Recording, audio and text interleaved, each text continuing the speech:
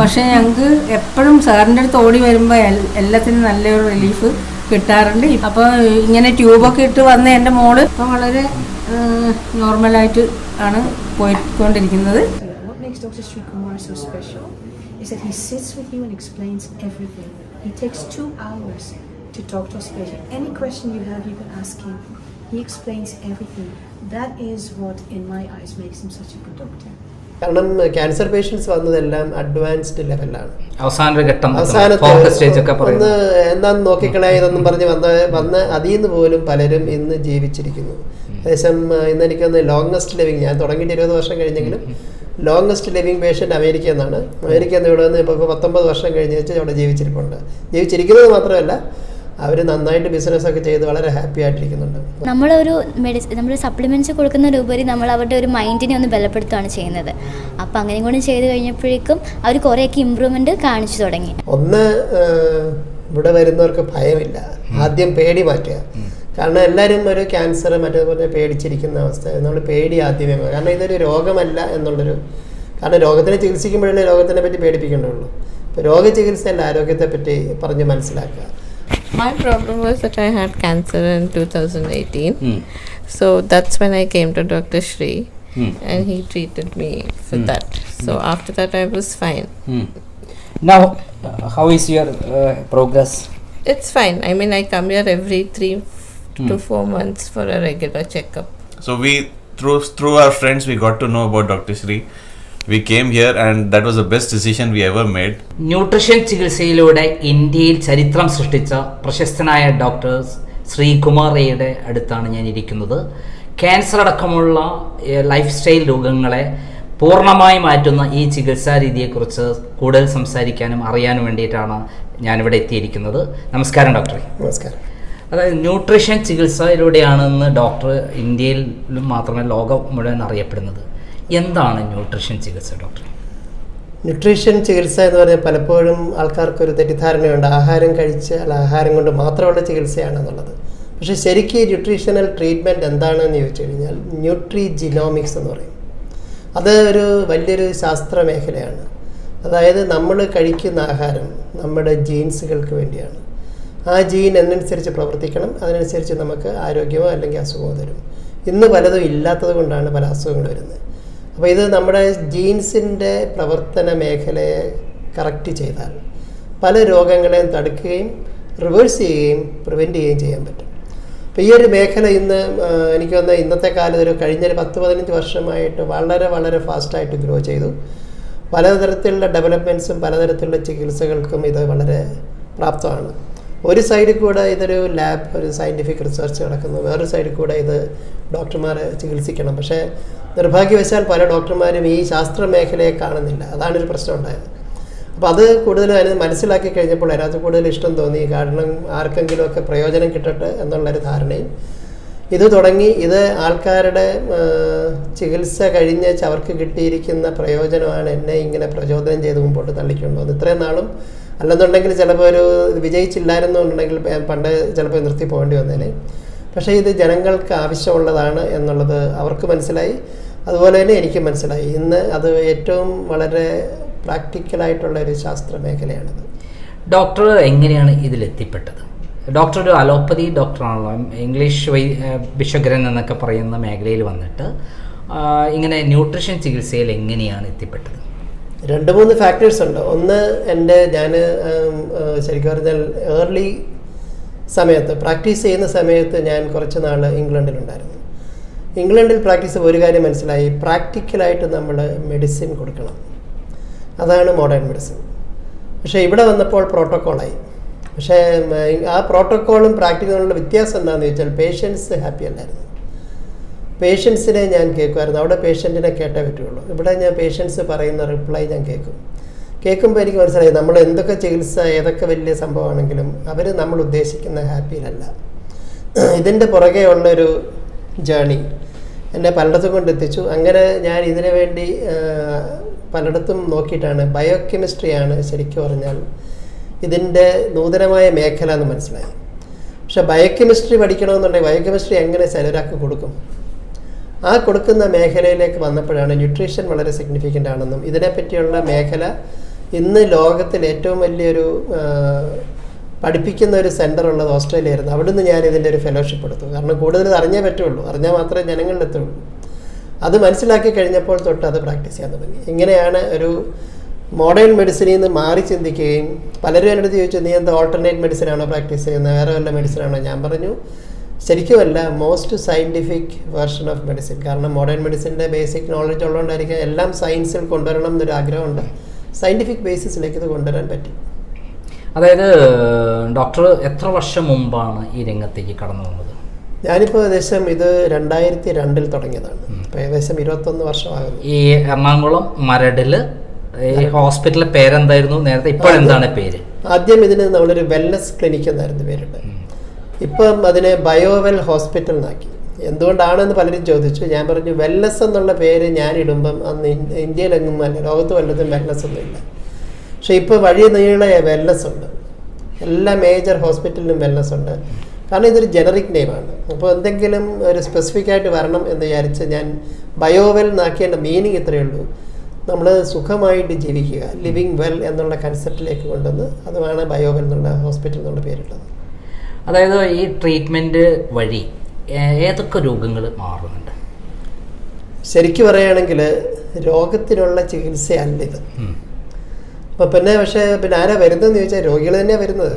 Cancer രോഗികൾ വരുന്നുണ്ട്, ഹൃദ്രോഗികൾ വരുന്നുണ്ട്, ഡയബറ്റിക് പേഷ്യൻസ് വരുന്നുണ്ട്, ഓട്ടോ ഇമ്മ്യൂൺ ഡിസീസ് അടിച്ച് ജോയിൻറ്റ് പെയിന്, അല്ലെങ്കിൽ ഒരിക്കലും നടക്കാൻ വയ്യാത്ത രോഗികൾ. ഈയിടെ തന്നെ ശ്രീചിത്ര എന്ന ഓപ്പറേഷൻ 3 വർഷം മുമ്പ് കഴിഞ്ഞ് നടക്കാൻ വയ്യാത്തൊരു വന്ന് 1 മാസം കൊണ്ട് പുള്ളി കൂളായിട്ട് വണ്ടി ഓടിച്ച് SBI സ്റ്റേറ്റ് ബാങ്കിലെ ഒരു ഓഫീസറാണ്.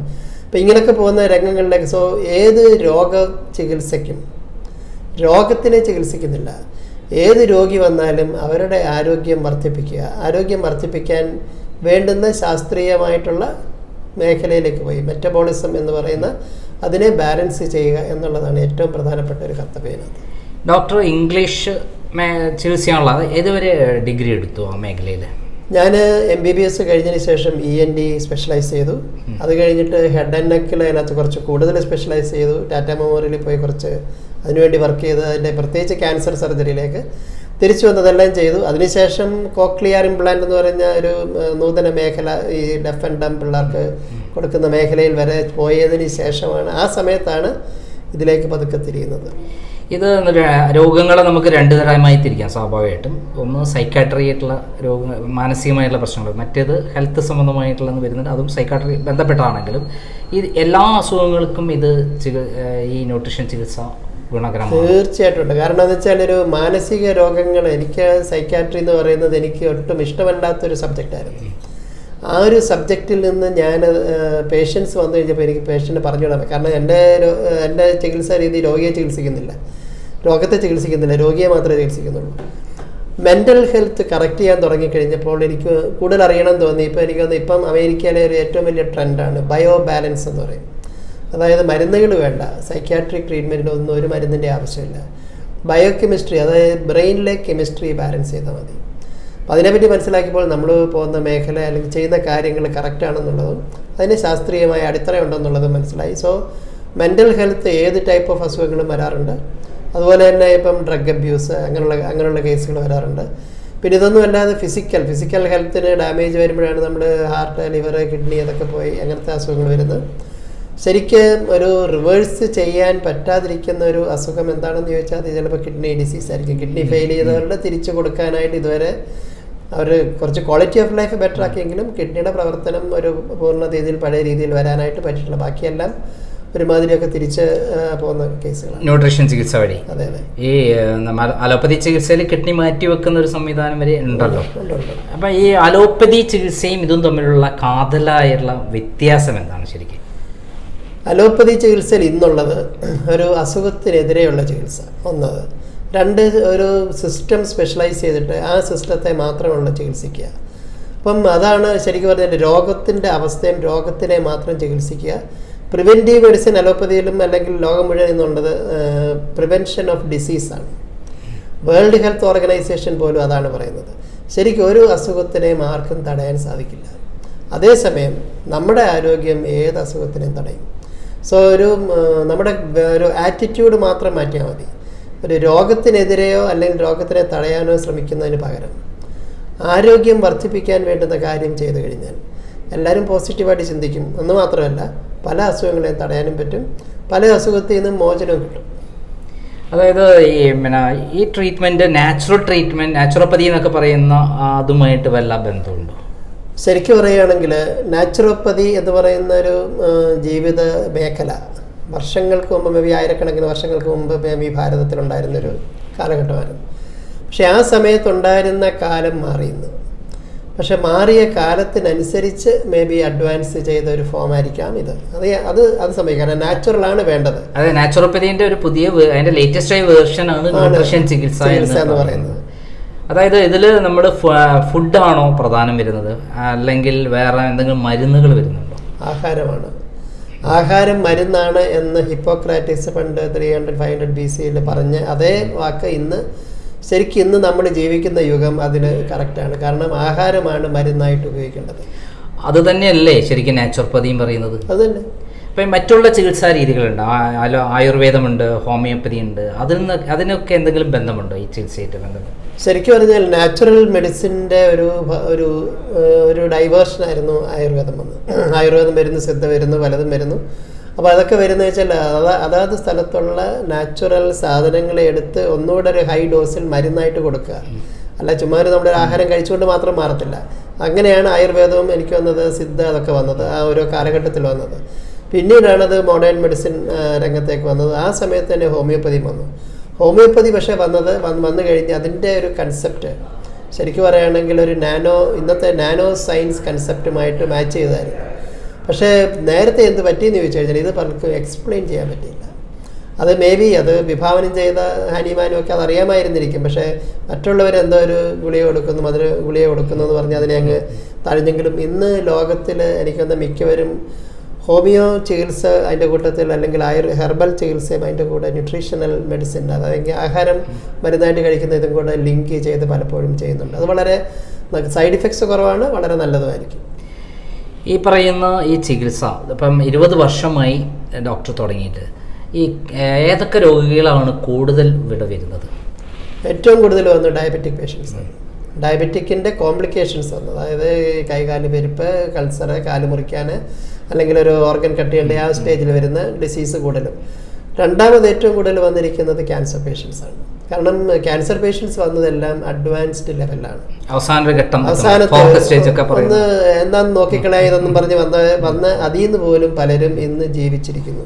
ഏകദേശം ഇന്ന് എനിക്കൊന്ന് ലോങ്സ്റ്റ് ലിവിങ്, ഞാൻ തുടങ്ങിയിട്ട് 20 വർഷം കഴിഞ്ഞെങ്കിലും ലോങ്സ്റ്റ് ലിവിങ് പേഷ്യൻ്റ് അമേരിക്കയിൽ നിന്നാണ്. അമേരിക്കയിൽ നിന്ന് ഇവിടെ വന്ന് ഇപ്പോൾ 19 വർഷം കഴിഞ്ഞ് വെച്ച് അവിടെ ജീവിച്ചിരിക്കുന്നത് മാത്രമല്ല അവർ നന്നായിട്ട് ബിസിനസ്സൊക്കെ ചെയ്ത് വളരെ ഹാപ്പി ആയിട്ടിരിക്കുന്നുണ്ട്.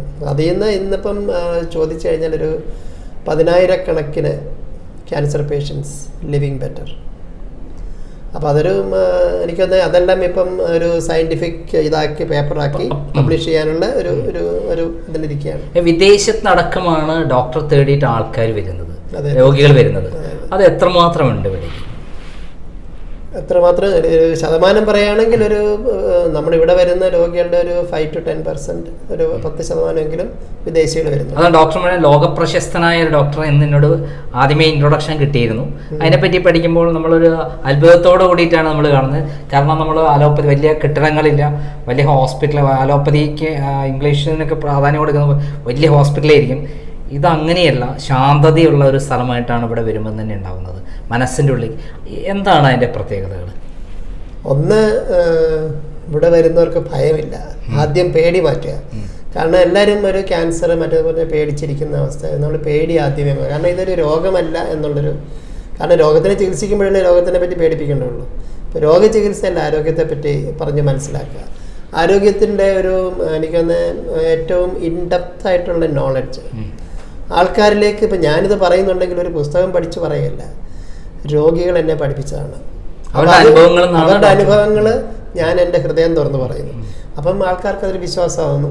ഇത് എൻ്റെ അടുത്ത് ഏറ്റവും കൂടുതൽ, ഞാൻ ബെൽജിയത്തിലൊരു മീറ്റിങ്ങിന് പോയപ്പം അവിടെ ഒരു 10-800 ഡോക്ടേഴ്സ് ഉണ്ട്, യൂറോപ്യൻ. അപ്പോൾ ഒരു ഡോക്ടർ ഇടയ്ക്കുന്ന സാധാരണത്തിൽ ഇന്ത്യക്കാരെ ചൊറിയും. അപ്പം അങ്ങനത്തെ ചില സംസാരമൊക്കെ വന്നു കഴിഞ്ഞപ്പം അതിന് മറുപടി കൊടുത്ത് അവസാനമായപ്പോഴത്തേക്ക് പുള്ളി എൻ്റെ അടുത്ത് പറയായിരുന്നു, ഡോക്ടറിനെതിരെ ഒന്നും പറയാൻ പറ്റുന്നില്ല, അല്ലെങ്കിൽ എതിർക്കാൻ ഒന്നുമില്ല, കാരണം it is coming from your heart. It is not coming from any text ബുക്കിൽ നിന്ന് വരുന്നത് മാത്രമേ ഉള്ളൂ, അത് ആരും എഴുതിയതല്ലേ. ഇത് ആരും എഴുതിയതല്ല, നമ്മൾ എക്സ്പീരിയൻസ് ചെയ്ത് നമ്മുടെ ഫലത്തിൽ കണ്ട് പല ആൾക്കാരുടെ അനുഭവങ്ങൾ നമ്മളൊരു സയൻറ്റിഫിക് രൂപത്തിൽ പ്രതിപാദിപ്പിക്കുമ്പോൾ അത് ആൾക്കാർക്ക് മനസ്സിലാവും. ആൾക്കാർക്ക് കൂടുതൽ ഇത്, പിന്നെ ഏറ്റവും കൂടുതൽ പേഷ്യൻസിനേക്കാൾ കൂടുതൽ ഏറ്റവും കൂടുതൽ വിദേശ രാജ്യങ്ങളിലെ ഡോക്ടേഴ്സിനെ ഞാൻ ട്രെയിൻ ചെയ്യുന്നുണ്ട്. അമേരിക്കയിൽ, ഇംഗ്ലണ്ടിൽ, ഓസ്ട്രേലിയയിൽ, സിംഗപ്പൂർ, മലേഷ്യ, ഇന്തോനേഷ്യ, ഇപ്പം മിഡിൽ ഈസ്റ്റിൽ നിന്നുണ്ട്. അവിടെ നിന്ന് ഇങ്ങോട്ട് വരികയാണോ? ആദ്യമൊക്കെ അങ്ങോട്ട് പോകും, യൂണിവേഴ്സിറ്റീസിൽ ഇൻവൈറ്റ് ചെയ്ത് ഞാൻ പോകും. ഇപ്പം ഈ ലോക്ക്ഡൗൺ ഒക്കെ വന്നപ്പോൾ എല്ലാവരും ഇങ്ങോട്ട് വന്നു തുടങ്ങി. അപ്പോൾ പലരും ഇങ്ങോട്ട് വരുന്നുണ്ട്, അപ്പോൾ അങ്ങനെ വന്ന് പഠിപ്പിക്കുന്നുണ്ട്. പക്ഷേ ചില യൂണിവേഴ്സിറ്റിയിൽ പഠിപ്പിക്കാൻ വേണ്ടി അവിടെ ക്ലാസ് എടുക്കാൻ വേണ്ടി ഞാൻ പോകാറുണ്ട്.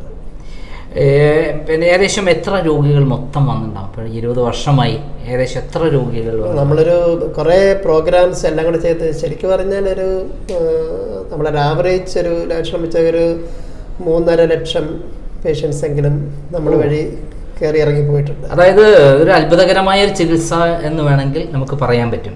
കാരണം ഇതിനകത്തോട്ട് ഇത്രയും പബ്ലിക്കിലേക്ക് പോകാൻ ഒരു ഹെൽപ്പ് ഉണ്ടായത് national human rights commission of India. അതെന്താണ്? അവർ ഒരു പ്രോജക്റ്റ് എൻ്റെ അടുത്ത് വന്നിട്ട് പറഞ്ഞു, റൈറ്റ് ഫോർ ഹെൽത്ത്. ഇതിന് വേണ്ടിയുള്ള അവയർനെസ് ജനങ്ങൾക്ക് കൊടുക്കാൻ അവർക്ക് ഫണ്ടുണ്ട്. അതിന് ചെയ്യാൻ വേറെ ആരുമില്ല, ഹെൽത്ത് ഡിപ്പാർട്ട്മെൻറ്റ് കൊടുക്കുക. അതങ്ങനെ ഞാനിവിടെ ഇവിടെ 3 പഞ്ചായത്തിൽ, അതായത് ഇവിടുത്തെ കുമ്പളം, കുമ്പളങ്ങി ആൻഡ് കോട്ടുവള്ളി പഞ്ചായത്തിലെ ജനങ്ങളും ഏകദേശം 1 വർഷം കൊണ്ട് ഞങ്ങൾ തീർത്തു. അന്ന് എനിക്ക് വന്ന് പലപ്പോഴും അതൊരു ഹ്യൂമൻ റൈറ്റ്സ് കമ്മീഷൻ്റെ പ്രോജക്റ്റ് എടുത്തു. അത് കഴിഞ്ഞപ്പം KV തോമസ് മാഷ് MP ആയിരുന്ന സമയത്ത് പുള്ളി പറഞ്ഞു, പുള്ളിക്കൊരു മോഡൽ വില്ലേജ് അന്ന് ഗവൺമെൻറ് ഓഫ് ഇന്ത്യയുടെ സെലക്ട് ചെയ്താണ് കോട്ടുവള്ളി. അപ്പോൾ ഇതേപോലെ പറഞ്ഞാൽ അവിടെ ചെയ്യണമെന്ന് പറഞ്ഞ് സോ അപ്പോൾ അത് ഹ്യൂമൻ റൈറ്റ്സ് കമ്മീഷൻ തന്നെ അതിന് മുമ്പോട്ട് വന്ന് അവർ അതിനെ സമ്മതിച്ചു. എല്ലാ പൊളിറ്റിക്കൽ ലീഡേഴ്സും വന്നിട്ടുണ്ട്, ഇൻക്ലൂഡിങ് മൻമോഹൻ സിംഗ് ഇവിടെ വന്ന് നമ്മുടെ ഈ പല പരിപാടികൾക്കായിട്ട് വന്നിട്ടുണ്ട്. അപ്പോൾ എല്ലാവർക്കും അതിനകത്ത് എനിക്ക് വന്ന് അതൊക്കെ ജനങ്ങളിലേക്ക് എത്തി. ജനങ്ങൾക്ക് അവയർനെസ് മാത്രമേ ഉള്ളായിരുന്നു അവരുടെ പോർട്ട്ഫോളിയോ ട്രീറ്റ്മെൻറ്റിൽ. പക്ഷേ ഈ അവയർനെസ് ധാരാളം മതി, പല അസുഖങ്ങളും മാറും. പല ആൾക്കാരും, പ്രത്യേകിച്ച് സാധാരണക്കാർക്ക് ഇതെന്താണ് എന്ന് മനസ്സിലാക്കി കഴിഞ്ഞാൽ പേടി പോയി. അതൊന്ന്. രണ്ടാമത് അവർക്ക് തന്നെ അറിയാമോ, എൻ്റെ വീട്ടിലിട്ടുന്നുണ്ട്, അതൊക്കെ കഴിച്ചാൽ മതി, ആഹാരമല്ല മരുന്ന്, അതിന് ബോഡി ഡോക്ടറെ അടുത്ത് വരേണ്ട ആവശ്യമൊന്നുമില്ല. എത്രമാത്രം എക്സ്പെൻസീവ് ആണ് ഈ ചികിത്സ? മറ്റുള്ള ചികിത്സാ രീതിയിൽ നിന്നും എത്രമാത്രം എക്സ്പെൻസീവ് ആണ്? ശരിക്കും പറയുകയാണെങ്കിൽ മറ്റുള്ള ഒരു മോഡേൺ മെഡിസിനോ അല്ലെന്നുണ്ടെങ്കിൽ ആയുർവേദ ചികിത്സ വെച്ച് നോക്കുമ്പോൾ അതിനേക്കാളും എക്സ്പെൻസ് കുറവാണ്. പിന്നെ വരുന്നത് എവിടെയാണെന്ന് വെച്ച് കഴിഞ്ഞാൽ ചില മെഡിസിൻ ഇന്ത്യയിലില്ല, നമ്മൾ മാനുഫാക്ചർ ചെയ്യുന്നില്ല. ചില മെഡിസിൻ വെച്ചാൽ നമ്മൾ തന്നെ ന്യൂട്രിയൻസ് ആണ്, പലപ്പോഴും നമുക്ക് വേണ്ടുന്ന രീതിയിൽ മാനുഫാക്ചർ ചെയ്ത് ഇന്ത്യയിൽ കിട്ടുന്നില്ല. അത് ഇമ്പോർട്ട് ചെയ്യണമെന്നുണ്ടെങ്കിൽ ഒന്ന് 150% ഡ്യൂട്ടി വരും, പിന്നെ കൊറിയർ ചാർജ് വരും. അപ്പം ഇപ്പം അത് പിന്നെ നമ്മുടെ കയ്യിലല്ല. അപ്പം അതുകൊണ്ട് അങ്ങനെയുള്ള സാധനങ്ങൾ മാത്രമേ ഉള്ളൂ എക്സ്പെൻസീവായിട്ട് വന്നത്. ഇപ്പം എൻ്റെ അഭിപ്രായത്തിൽ ഞാൻ പലരോടും പറയും, നിങ്ങൾ ഇന്ത്യയിൽ തന്നെ മാനുഫാക്ചർ ചെയ്യുക. കാരണം ഇന്ത്യയിലെല്ലാം ഉണ്ട്, റോ മെറ്റീരിയൽസ് ഇല്ലാത്തൊരു സ്ഥലമൊന്നുമല്ല. പലരും എനിക്കൊന്ന് ഇതിനുള്ള കഴിവുള്ള ആൾക്കാർ വരുമ്പോൾ ഞാൻ അവരെ ഒന്ന് പ്രോത്സാഹിപ്പിച്ച് വിടാറുണ്ട്. അങ്ങനെയൊക്കെ വന്നു കഴിഞ്ഞാൽ വളരെ ചീപ്പായിട്ട് കൊടുക്കാം. അതുതന്നെയല്ല, വളരെ ബഡ്ജറ്റഡ് ഓറിയൻറ്റഡ് ആയിട്ട് നമുക്ക് കൊടുക്കാനും പറ്റും. എന്നിരുന്നാലും ഏകദേശം എല്ലാ ചികിത്സയ്ക്കും ഒരേപോലെ എമൗണ്ട് ആണോ വരുന്നത്, അല്ലെങ്കിൽ വ്യത്യസ്ത ചികിത്സയ്ക്ക് വ്യത്യസ്തമായ എമൗണ്ട് വരുന്നുണ്ട്? ഒരു ക്യാൻസർ ചികിത്സയിലാണ് എനിക്കൊന്ന് ഏറ്റവും കൂടുതൽ വരുന്നത്. കാരണം അവർക്ക് കുറച്ച് അഗ്രസീവായിട്ട് നമ്മൾ ചിലപ്പം ചികിത്സ ഏകദേശം എത്ര ഒരു ആവറേജ് ഒരു മാസം എടുക്കുകയാണെങ്കിൽ നമ്മൾ 10-20,000 രൂപ ഒരു മാസം ചിലവ് വരും. ഒരു സാധാരണ നമുക്ക് അഡ്മിറ്റ് ഒന്നും ചെയ്യാതാണെങ്കിൽ, അഡ്മിറ്റ് ചെയ്യേണ്ടി വരികയാണെങ്കിൽ മാത്രമേ ഉള്ളൂ എക്സ്പെൻസ് വരുന്നത്. മറ്റുള്ള ചികിത്സയ്ക്കൊക്കെ ആണെങ്കിലോ? മറ്റുള്ളതൊക്കെയാണ് വളരെ കുറവ്, 6,000-7,000 ഒക്കെ. ഏകദേശം എത്ര കാലം ഈ ചികിത്സ തുടരേണ്ടി വരും? ചികിത്സ എന്ന് പറയുന്ന ഒരു രീതിയിൽ മേബി ഒരു 5-6 മാസമേ ആവശ്യമുള്ളൂ. പക്ഷേ പിന്നീടും അവർക്ക് ഈ പറയുന്ന ആഹാര രീതിയും ആഹാരത്തിലായിരിക്കുന്ന പോഷകങ്ങളും അവർക്ക് ജീവിതകാലം കഴിക്കേണ്ടി വരും. ചിലപ്പോൾ ഇടയ്ക്കിടയ്ക്കൊന്ന് ഫോളോ അപ്പ് ചെയ്യും. ഇപ്പം എൻ്റെ അനുഭവത്തിൽ 18-19 വർഷമൊക്കെ ഇപ്പോൾ ജീവിച്ചിരിക്കുന്നു എന്ന് പറയുന്ന ആൾക്കാർ പലരും ഇപ്പം എനിക്കൊന്ന് വർഷങ്ങൾക്ക് ശേഷമായിരിക്കും ഒന്ന് വരുന്നത്. അപ്പോൾ അവരും പക്ഷേ അവരുടെ ഈ പറയുന്ന ആഹാരവും പോഷകങ്ങളൊക്കെ അവർ കഴിക്കുന്നുണ്ട്, അവരവരുടെ സ്ഥലത്തുനിന്ന് കിട്ടുന്നത് മേടിച്ച്. അപ്പോൾ അവർ പലപ്പോഴും നമ്മുടെ അടുത്ത് ഉപദേശിക്കുന്നത് നല്ലതാണോ എന്ന് ചോദിക്കും. അവർ നല്ല കമ്പനിയാണോ, അത് കഴിച്ച് നമുക്ക് റിസൾട്ട് ആണെങ്കിൽ അത് കുഴപ്പമില്ലാത്തുള്ള രീതിയിൽ അത് കഴിച്ചു പോകുന്നുണ്ട്. സോ ഒരു മെയിൻറ്റെയിൻ ചെയ്ത് പോകണം. ഇന്നത്തെ കാലത്തിലെ ഏറ്റവും വലിയ ആവശ്യം അതാണ്. കാരണം നമ്മൾ ഒരു അസുഖം മാറ്റി കൊടുക്കുക എന്നുള്ളതല്ല, ആരോഗ്യം സസ്റ്റെയിൻ ചെയ്യണം. ആരോഗ്യം നിലനിർത്തുക, നഷ്ടപ്പെട്ട ആരോഗ്യം തിരിച്ചു കൊണ്ടുവരിക, ആരോഗ്യവാനാവുക എന്നുള്ളതാണ് ഈ ചികിത്സ കൊണ്ട് പ്രധാനമായും ഉദ്ദേശിക്കുന്നത്. ശരിയാണ്. തീർച്ചയായിട്ടും. ഇതിൽ എത്രമാത്രം ആത്മവിശ്വാസം, ഡോക്ടറോട് സംസാരിക്കുമ്പോൾ തന്നെ നമുക്ക് ആത്മവിശ്വാസം താനെ വരും, കാരണം കോൺഫിഡൻ്റ് ആണ്. ഈ വരുന്ന രോഗികൾക്ക് എത്രമാത്രം ആത്മവിശ്വാസം അങ്ങോട്ട് കിട്ടണം ശരിക്കും? അതായത് ഈ ചികിത്സയെക്കുറിച്ചൊരു വിശ്വാസം വേണമല്ലോ. തീർച്ചയായിട്ടും. ഞാൻ ഇത് ആദ്യമായിട്ട് പഠിക്കുന്ന എന്നെ ഒരു തമിഴ്നാട്ടിൽ നിന്നൊരു പേഷ്യൻ്റാണ്. ഒരു ചെറുപ്പക്കാരൻ, 29 വയസ്സുള്ളൊരു അവന് അടയാർ ക്യാൻസർ ഇൻസ്റ്റിറ്റ്യൂട്ടിൽ നിന്ന് വന്നാണ്. ക്യാൻസർ വന്ന് ബാധിച്ച് അങ്ങേറ്റത്ത് വന്നിരിക്കുകയാണ്. എനിക്ക് യാതൊരു ഹോപ്പും ഇല്ലായിരുന്നു. പക്ഷേ ഇവനെ ഞാൻ നോക്കിയിട്ടില്ല. ഞാൻ വേറെടുത്ത് കോയമ്പത്തൂർ പോയ വഴിക്ക് പാലക്കാട്ട് വെച്ച് കണ്ടതാണ്. ട്രോളിൽ കിടക്കുകയാണ്. അപ്പം ഞാൻ പോകാൻ നേരം അവൻ്റെ കയ്യെ കയറി പിടിച്ചു. ഒറ്റ ചോദ്യം ചോദിച്ചുള്ളൂ, ഡോക്ടർ എന്തെങ്കിലും ഹോപ്പുണ്ടോ എന്ന് ചോദിച്ചു. അയാളുടെ മുഖത്ത് നോക്കി എനിക്ക് ഹോപ്പില്ല എന്ന് പറയാൻ പറ്റത്തില്ല. അപ്പം ഞാൻ പറഞ്ഞു നല്ല ഹോപ്പുണ്ടല്ലോ എന്ന് പറഞ്ഞു.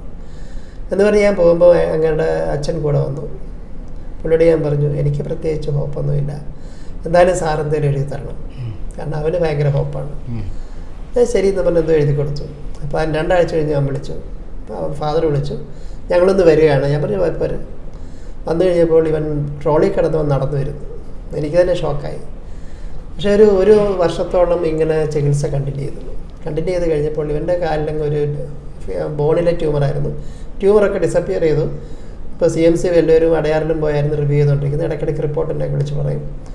അപ്പോൾ വളരെ ഹാപ്പി ആയിട്ടിരിക്കുന്നു. ഒരു 1.5 വർഷം കഴിഞ്ഞ് ഇവൻ വന്നു കഴിഞ്ഞപ്പോൾ ഇവൻ വളരെ വികാരഭരിതനായിട്ട് എൻ്റെ അടുത്ത് വന്നിച്ച് പറഞ്ഞു ഡോക്ടർ എന്നെ രക്ഷിച്ചു. ഞാൻ പറഞ്ഞു എനിക്ക് തന്നെ അത്ഭുതമാണ്, ഞാൻ എന്താ ചെയ്തതിന് വേണ്ടി.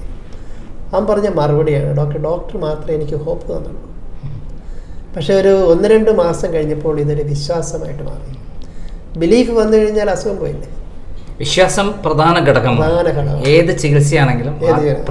എക്സ്പ്ലെയിൻ ചെയ്യുക എന്നുള്ളത് എൻ്റെ ജോലി. കാരണം ഇപ്പോൾ ഞാനൊരു പാരസെറ്റമോൾ തരികയാണെങ്കിലും അത് നിങ്ങളിൽ പ്രവർത്തിക്കും എന്ന് ഞാൻ സ്ഥാപിച്ച് പറഞ്ഞില്ലെങ്കിൽ അത് പ്രവർത്തിക്കത്തില്ല. അതായത് മനസ്സിനെ കൊണ്ട് അത് അംഗീകരിപ്പിച്ച് അതുകൊണ്ട് മാറും എന്നുള്ളൊരു വിശ്വാസം പ്രധാന ഘടകം തന്നെയാണ്. പിന്നെ ഡോക്ടർ പ്രത്യേകിച്ച് എന്താണ് ജനങ്ങളോട് വേറൊരു കാര്യം കൂടി എന്നെ ചോദിക്കാനുള്ളത്, എന്തുകൊണ്ടാണ് ഇത്രയും ലോകം മുഴുവൻ അറിയപ്പെടുന്ന ഡോക്ടർ അറിയുന്നു ഈ ചികിത്സ വളരെ ഗുണകരമാണ്, അത്ഭുതകരമായ മാറ്റമാണ് ഇതുകൊണ്ടുണ്ടാവുന്നത്, ഒരിക്കലും മാറില്ല എന്ന് പറയുന്ന അസുഖങ്ങൾ ഇവിടെ നിന്ന് അത്ഭുതകരമായി മാറുന്നു, പക്ഷെ ഇത് എന്തുകൊണ്ടാണ് ഇത്ര പ്രചാരം ഉണ്ടാവാത്തത്? ഡോക്ടർ വളരെ പ്രശസ്തനാണ്, ഇവിടെ വലിയ പ്രശസ്തിയുണ്ട്, പക്ഷെ പുറത്ത് വേണ്ടത്ര, അതായത് കേരളത്തിനകത്തും പുറത്തെടുത്ത് നോക്കിയാൽ ന്യൂട്രീഷൻ ചികിത്സ വേണ്ടത്ര മറ്റുള്ള ചികിത്സ മാതിരി പ്രചാരം നേടിയിട്ടില്ല. എന്തുകൊണ്ടാണ്? ഒരു 1-2 കാരണം. പലരും അടുത്ത് വയ്ക്കുക. എൻ്റെ അടുത്ത് വെണ്ണലെ ഒരു OP ഉണ്ട്, OPയുടെ ക്ലിനിക്കിൻ്റെ അടുത്തുനിന്നുള്ളൊരു പേഷ്യൻ്റ്. സാർ ഇത്ര കീഴിൽ കിടന്നിട്ട് ഞാൻ അറിഞ്ഞില്ലല്ലോ, ഞാൻ ഇത്ര കഷ്ടപ്പെടേണ്ട ആവശ്യമില്ലായിരുന്നു എൻ്റെ അടുത്ത് ചോദിച്ചു. ഞാനിത് മറുപടി പറയത്രേ ഉള്ളൂ, ഇത് നല്ലതാണെന്ന് ഞാൻ പറഞ്ഞ് നടക്കാൻ പറ്റില്ല. അതൊന്ന് ഞാൻ പറഞ്ഞു നടന്നതിൻ്റെ കാര്യമില്ല. പിന്നെ ഈ വരുന്നവരെല്ലാം ഒരു പേഷ്യൻ്റ് പറഞ്ഞ് മറ്റുള്ളവർ പറഞ്ഞ് വരുന്നവരാണ്. അപ്പോൾ അങ്ങനെ വരുന്നതിനകത്ത് പുറത്തൊരു പബ്ലിസിറ്റി കൊടുക്കുക എന്നുള്ളത്. പബ്ലിസിറ്റി കൊടുത്ത് ഞാൻ കൺവെൻഷനൽ ആശുപത്രിയിലൊക്കെ വർക്ക് ചെയ്തതാണ്. പല കാര്യങ്ങൾ ചെയ്യുമായിരുന്നു പബ്ലിസിറ്റിക്ക് വേണ്ടി. ആശുപത്രി അല്ലെങ്കിൽ മറ്റുള്ളവരൊക്കെ പല രൂപത്തിൽ. എനിക്ക് മനസ്സിലായി ഈ പബ്ലിസിറ്റിയിലൊന്നും ഒരു കാര്യമില്ല. കാരണം അങ്ങനെ കൊടുത്തു കഴിയുമ്പോൾ എനിക്ക് തോന്നിയപ്പോൾ ഞാനൊരു വലിയ പബ്ലിസിറ്റിയിൽ വരുന്ന ഒരു ആശുപത്രി എന്ന് പറഞ്ഞു കഴിയുമ്പോൾ ആൾക്കാർക്ക് ഇങ്ങനെ നോക്കുക, ഇതൊരു വേറൊരു തട്ടിപ്പാണോ അപ്പോൾ അതുകൊണ്ട് തന്നെ കാരണം ഇത് മറ്റുള്ളവർ പെട്ടെന്ന് അംഗീകരിക്കണമെങ്കിൽ നേരിട്ട് വന്ന് കണ്ടെങ്കിലേ ഉള്ളൂ. അതൊന്നും അറിയാൻ വയ്യാത്തൊരു സാധനം ഞാൻ കയറി ഇതങ്ങോട്ട് പറഞ്ഞു കഴിഞ്ഞാൽ ഇയാളെന്തോ കാശുണ്ടാക്കാനോ അല്ലെങ്കിൽ എന്തോ തട്ടിപ്പ് കൊണ്ട് ഇറങ്ങിയിരിക്കുകയാണോ എന്നുള്ളൊരു തോന്നൽ വരും. അതൊരു ഫാക്ടർ അവിടെ കിടന്നു. പിന്നെ നമുക്കറിയാവുന്ന ചികിത്സാ രീതി ഞാൻ ഇത് ചെയ്ത് മറ്റുള്ള ഡോക്ടർമാരെ പഠിപ്പിക്കാൻ തുടങ്ങി. ഇപ്പോൾ ഇന്ത്യയിൽ തന്നെ 10-200-ൽ പരം ഡോക്ടേഴ്സ് ഇതിൻ്റെ അകത്ത് ട്രെയിനിങ് എടുത്ത് പലയിടത്തും പ്രാക്ടീസ് ചെയ്യുന്നുണ്ട്. പക്ഷേ പലരും ചെയ്യുന്നത് ഇതിപ്പോൾ ഈ പറയുന്ന പോയിൻ്റാണ്, ശരിക്കും പറഞ്ഞാൽ ഒരു അഗ്രസീവ് ലെവലിൽ ഒരു പബ്ലിസിറ്റി വന്നിട്ടില്ല. ഇപ്പം പിന്നെ ബേസിക് ഘടകങ്ങളെല്ലാമായി ഇപ്പം എനിക്ക് വന്ന പല രാജ്യങ്ങളും ഇതിനകത്ത് ഇത് വേണം. ഇപ്പം എനിക്ക് വന്ന ഇപ്പോൾ C20 എന്ന് പറഞ്ഞ G20യുടെ ഒരു ഘടകത്തിനകത്തോട്ട് ഇപ്പോൾ ഇൻവൈറ്റ് ചെയ്തിട്ടുണ്ട്. അപ്പോൾ ഒന്ന് പോയി ശരിക്കും പറഞ്ഞാൽ പോളിസി ഡിസിഷൻ മേക്കിങ്ങിനകത്തോട്ടൊക്കെ ഇത് കൊണ്ടുവരണം. അത് കൊണ്ടുവന്നു കഴിഞ്ഞാൽ മാത്രമേ ശരിക്കും മനുഷ്യർക്ക് ബെനിഫിറ്റ് ഉള്ളൂ. ശരിക്കും ഇപ്പം ഞാൻ പറഞ്ഞില്ല, ഞാൻ മാത്രം ഇരുന്ന് അല്ലെങ്കിൽ 10 പേരിരുന്ന് മാത്രം നോക്കുന്നതല്ല, ഇത് ജനങ്ങളിൽ എത്തേണ്ട ഒരു കാര്യമാണ്. ശരിക്കും പറഞ്ഞാൽ അത് എത്തണം എന്നുണ്ടെങ്കിൽ അത് മീഡിയ അങ്ങനെയുള്ള ആൾക്കാർ പലപ്പോഴും ഇതിനകത്ത് വരണം. പക്ഷേ ഇതിനകത്തെല്ലാം നമുക്കറിയാമല്ലോ, ഒരു പരസ്യം കൊടുത്ത് നമുക്ക് ആളിനെ കൊണ്ടുവന്ന് നമുക്ക് രോഗി തന്നെ വന്ന അസുഖം ബാധിച്ച ആളുകൾ മാറി അതൊന്ന് പ്രചരണം ഉണ്ടാവുന്നതാണ് പ്രധാനം. വേറെന്താണ് ഡോക്ടർ പ്രത്യേകിച്ച് ഇതിനെക്കുറിച്ച് പറയാനുള്ളത്? ശരിക്കും പറഞ്ഞാൽ ഞാനിത്ര പറയുന്നുണ്ട്, ലോകം മാറി മാറി വരുന്നു, ഭയങ്കര ഫാസ്റ്റായിട്ടുള്ള യുഗമാണ്.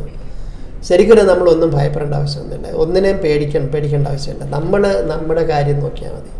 ഞാനിവിടെ മദർ തെരേസയുടെ ജസ്റ്റ് ഒരു സെൻറ്റൻസേ കോട്ട് ചെയ്തുള്ളൂ: be selfish to your body and that is the biggest charity on earth. നമ്മുടെ അത്രയും പവർഫുൾ ആയിട്ടുള്ള ഒരു മെഷീൻ ഈ ലോകത്തില്ല.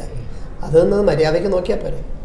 അതിനുള്ള വേണ്ടുന്നതെല്ലാം നമ്മുടെ മുമ്പിലുണ്ട്, അത് നമ്മൾ കണ്ണ് തുറന്ന് കാണണം. That's all. എല്ലാവർക്കും നല്ല ആരോഗ്യം വരട്ടെ എന്ന്, ഭാവങ്ങൾ ഈ ചാനലിൽ കൂടെ വരട്ടെ എന്ന് ഞാൻ നേരുന്നു. നമ്മൾ കുറേയൊക്കെ ഇമ്പ്രൂവ്മെൻറ്റ്സ് ഹോസ്പിറ്റൽ കേസിലൊക്കെ വിട്ട കേസ് തന്നെ ലാസ്റ്റ് സ്റ്റേജ് ആയവർ തന്നെ കുറേയൊക്കെ നന്നായിട്ട് ഹെൽത്ത് ഇമ്പ്രൂവ്മെൻ്റ് ആയിട്ട് നമ്മൾ കണ്ടിട്ടുണ്ട്. ഈവൻ സ്ട്രോക്ക് വന്ന പേഷ്യൻ്റ് ആണെങ്കിൽ പോലും എല്ലാ ഹോസ്പിറ്റലിലും വിട്ട്, പക്ഷേ നമ്മളൊരു നമ്മൾ സപ്ലിമെൻറ്റ്സ് കൊടുക്കുന്നതിലുപരി നമ്മൾ അവരുടെ ഒരു മൈൻഡിനെ ഒന്ന് ബലപ്പെടുത്തുകയാണ് ചെയ്യുന്നത്. അപ്പോൾ അങ്ങനെ കൂടി ചെയ്ത് കഴിഞ്ഞപ്പോഴേക്കും അവർ കുറേയൊക്കെ ഇമ്പ്രൂവ്മെൻറ്റ് കാണിച്ചു തുടങ്ങി. മൈൻഡ് ഒരു പ്രധാന ഘടകം. മൈൻഡ് ഒരു പ്രധാനം. നമ്മൾ പറഞ്ഞു കൊടുക്കുന്നതിന് സാർ എപ്പോഴും പറയും, നമ്മൾ കൊടുത്തിട്ട് കാര്യമില്ല, അവരോട് എക്സ്പ്ലെയിൻ ചെയ്ത് കൊടുക്കണം എങ്ങനെയാണ് അത് വർക്ക് ചെയ്യുന്നത്, നമ്മുടെ ബോഡി അത് എങ്ങനെയാണ് വർക്ക് ചെയ്യുന്നത്, ഈച്ച് ആൻഡ് എവറിത്തിങ് പറഞ്ഞു കൊടുത്താൽ മാത്രമേ അത് വർക്ക് ചെയ്യത്തുള്ളൂ. Actually, what is your problem? My problem was that I had cancer in 2018. So that's when I came to Dr. Shri and he treated me for that. So after that I was fine. Now, how is your progress? It's fine. I mean, I come here every 3 to 4 months for a regular checkup. So I'm fine now. You now already changed your this cancer. Yes. No cancer at all. Yes. You are very healthy. Yes, I am healthy. That is doctor is saying. Yes, I am healthy. My name is Anup. Yeah, from Hyderabad. From Hyderabad, yes. We came along here for the first time in 2018 October, and we didn't want to go through the protocol of treating cancer that was being followed by medical doctors, like radiation, chemo, and operation and things like that. So she was in fact very particular. So we through our friends we got to know about Dr. Shri. We came here and that was the best decision we ever made. How you knew about the doctor? He was referred to us by one of Ashita's friend. Yeah.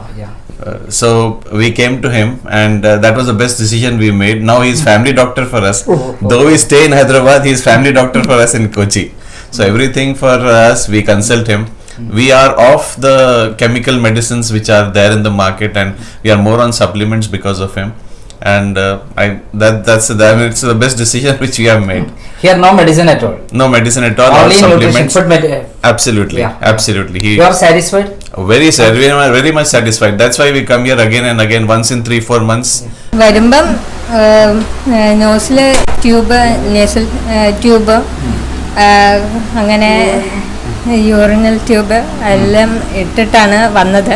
ആംബുലൻസിലാണ് വന്നത്. അത് കഴിഞ്ഞ് ഇവിടെ എത്തിക്കഴിഞ്ഞ് 13 വയസ്സിൽ സ്കൂളിൽ നിന്നാണ് first വരുന്നത്. പിന്നെ നമ്മൾ പല ചികിത്സയും ചെയ്ത് നോക്കി. അലോപ്പതി ആണ് ഇപ്പോൾ കണ്ടിന്യൂസ് ആയിട്ട് ഉപയോഗിച്ചുകൊണ്ടിരിക്കുന്നത്. അതിൻ്റെ ഇടയ്ക്ക് നമ്മൾ ആയുർവേദം നോക്കി. അപ്പം അതിന് ഭയങ്കര പഥ്യമുണ്ട്. അപ്പം പഥ്യം തെറ്റിച്ചതാണോ അറിയില്ല, റിപ്പീറ്റഡായിട്ട് അസുഖം വരാൻ തുടങ്ങി. നമ്മൾ അവിടെ അടുത്തുള്ള ഹോസ്പിറ്റലിൽ അഡ്മിറ്റ് ചെയ്തു. അപ്പോൾ അവർ വെന്റിലേറ്ററിലാക്കി ഫസ്റ്റ്. അത് കഴിയുമ്പം പിന്നെ ICUലായിരുന്നു. നമുക്ക് ആ ചികിത്സ കൊണ്ട് സ്റ്റോപ്പ് ചെയ്യാൻ പറ്റി, റിപ്പീറ്റായിട്ട് വരുന്നത് സ്റ്റോപ്പ് ചെയ്യാൻ പറ്റി എന്നുള്ളതല്ലാതെ വേറെ ഇമ്പ്രൂവ്മെൻറ്റും കാര്യങ്ങളൊന്നും നടക്കുന്നതായിട്ട് തോന്നിയില്ല.